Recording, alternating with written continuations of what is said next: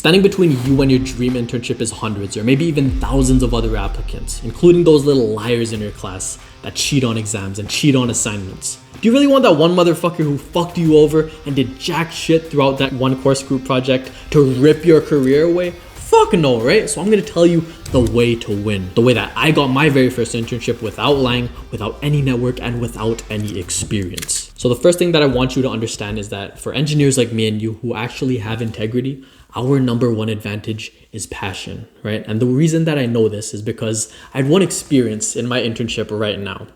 And I was thinking, I was like, I should ask my boss this one very specific question. So I walked into his office, right? And I took a seat unannounced, right? And I asked him this question.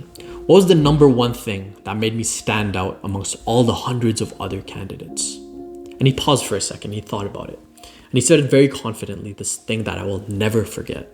You had this clear passion which showed that you were willing to learn with a deep drive. And you know, I thought about that and it really made sense, right? Because that's what engineering internship recruiters are looking for. They're just looking for someone who's willing to help the company and willing to have the company help them learn. And the one clear sign that you're the right candidate for the company that's willing to meet this expectation is that you have passion. Because if you have passion, then you're always going to be willing to learn. That goes for anything. Like if you're passionate about guitar, you're not going to step away from an opportunity to learn. If you're passionate about swimming, you're not going to step away from an opportunity to learn some new swimming techniques, right? That goes for engineering as well, especially for engineering and applying for internships. And to further solidify this belief, I want to tell you an analogy, okay? Which professor do you think is going to be more memorable to engineering students? Professor A or Professor B?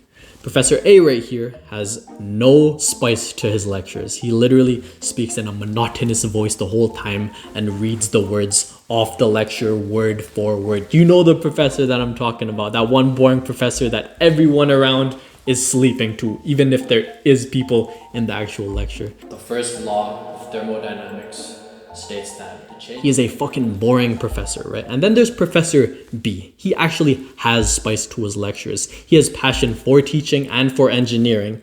And because of it, he can help but actually shout during lectures sometimes. He's super enthusiastic and students, they genuinely cannot skip his classes because they learn so damn much when they're actually in the lectures. I had this one professor that I will genuinely never forget. He spoke a little something like this. Everybody listen closely. Don't even take notes. No. Don't even take notes. Because you have to know this as an engineer and I want you to pay attention, okay? Hey, put your phone away. Put your phone. Yes, I'm not even exaggerating. He did that every single lecture. He would always speak like that because he had that enthusiasm. He had that passion. He had that sort of spice to him. He once stood on top of a desk for a demonstration. He once flipped over a table for a demonstration. He once made us all students in the class to stand up, go on their tippy toes, and he told them that the force that they were feeling on their foot was 1 megapascal. I remember that so specifically because he was enthusiastic and he was passionate. And because of it, he was memorable. So what I'm trying to say here is if you have passion, true passion, then you will always be memorable. That goes for anything in life. So what I'm saying for this internship situation that we're in is that when we're passionate, these recruiters, they're gonna see our enthusiasm from that passion spitting off sort of our little aura, right?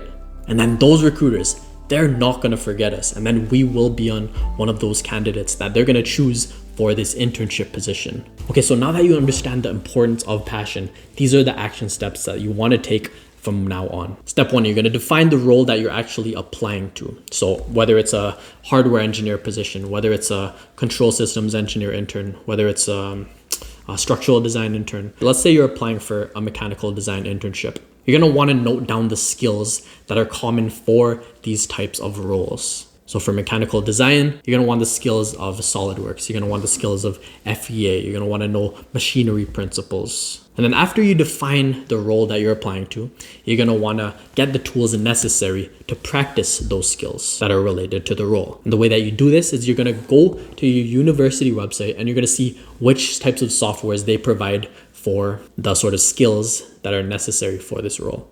So if you want to practice your CAD skills, then your university might provide to you AutoCAD or SolidWorks. If you're needing to learn some prototyping skills, then you might want to get a membership at the makerspace at your university so that you could use the 3D printers there to make actual physical products. Whatever it is, use the tools that the university provides to the students. Now, once you got the tools, you're gonna make personal projects on your own time because this speaks more passion than anything. If you're stepping away from your standard engineering courses to do more engineering, recruiters see that you're a fucking passionate guy. Because nobody who is unpassionate, like these other cheating engineering students, nobody like that is going to step away from engineering to do more engineering because they gruel engineering, they complain about their assignments, and that's why they fucking cheat all the time. So this is why I am saying that this is your number one advantage, passion. Because all of these other engineering students I talk about and shit on all the time, they're not passionate like you. And because of it, you must use your passion to your advantage. Okay, so in summary, what you want to do is you want to define the roles that you're applying to. Then you're going to define the skills necessary for that role. And then you're going to get the tools necessary to practice those skills. And then you want to make personal projects. And then for bonus points, you want to make personal projects in the right genre of the industry that you're applying to. So say you're applying to a mechanical design internship, right? And that's under Ford Motors. That's going to be the automotive industry, right? So what you're going to want to do is you make projects that are in the right genre of that, like gearboxes, like engine models, like airfoils, things that are actually aligned to the industry and that the recruiters would be like, oh, nice. He actually finds interest in automotive and in cars.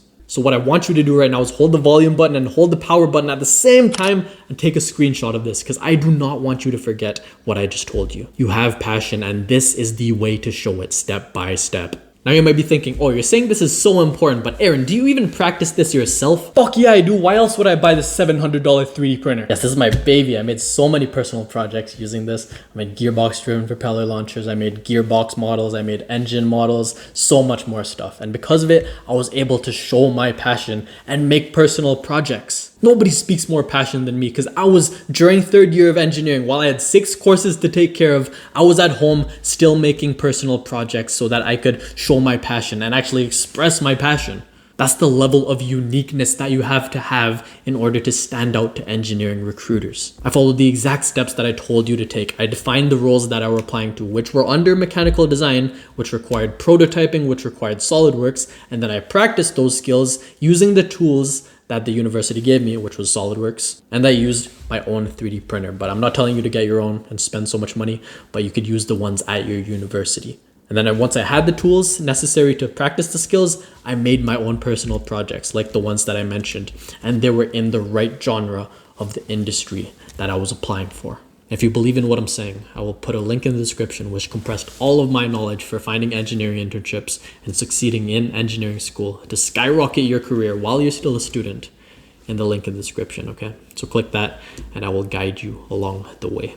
Now, once you've accumulated all of the personal projects which displays the hard skills needed for your desired role, you're not going to want to put it in a resume or a cover letter and just speak about it, but you're going to want to put it in a project portfolio. Yes, when you apply for internships, there is an option sometimes for extra documents. And for these extra documents, you're going to put a PDF of a portfolio in there, along with your standard resume and your standard cover letter. And to emphasize my reasoning, I'll tell you another analogy, okay? Imagine that you're scrolling through YouTube, browsing through a bunch of videos. And now imagine that there's no thumbnails for any of the videos that you're looking at. You don't have a visual representation to see what this video was about, right? The only way that you can understand what the video is about is by looking at the actual video, clicking on it, or just looking at the title. Imagine how draining it is to look through every single word on the title to understand what a video is about. That is exactly how it feels for engineering recruiters when they're looking through a candidate's application that has no design portfolio, because there is no visual representation to show what a candidate is about, in the same way that thumbnails are meant to visually show what a video is about. So that is why you need to include a portfolio document with your applications. And it took me like 3 hours to make my first engineering portfolio, but it can take you like 20 minutes max by adding the text and adding the photos to the templates that I included in the program that I mentioned earlier. So my last piece of advice is that you don't want to spray and pray. So spray and praying means that you just apply to every single internship for engineering that you see. You see this type of hardware engineer position, you apply for it. You see this type of structural design engineer position, you apply for it. You see this type of mechanical design engineer position, you apply for it. You see a control systems engineer position, you apply for it. That's called spraying and praying, because you just don't care what the engineering industry is or what the type of position is. And then you just send a general resume and a general cover letter that is not tailored to any of them because you apply for so much and you don't have time to make them all tailored. And that's what a bunch of these other, what I call pretend engineers, those cheaters in your classes, that's what they do. They don't have any passion, so they lack direction. And when you lack direction, you don't define which internship you actually want to work in. And when you have no standards for an internship, you just apply everywhere. You spray and pray is what I'm talking about. So instead of doing the spray and pray technique, you want to do the aim and claim method. You actually have a target for what type of internship you want to work in, whether that's the automotive industry or that's a mechanical design position, like what we talked about earlier. You aim for those industries, and when you aim, you claim. Because think about it this way. When somebody half-asses their resume and half-asses their cover letter to be very general, the recruiters, they're going to look at one word on the resume and they're going to see that it's not related to the industry nor the position that this internship is about, right? And because of it, they're going to be like, oh, this person is probably not suitable for this position, so just throw the resume out.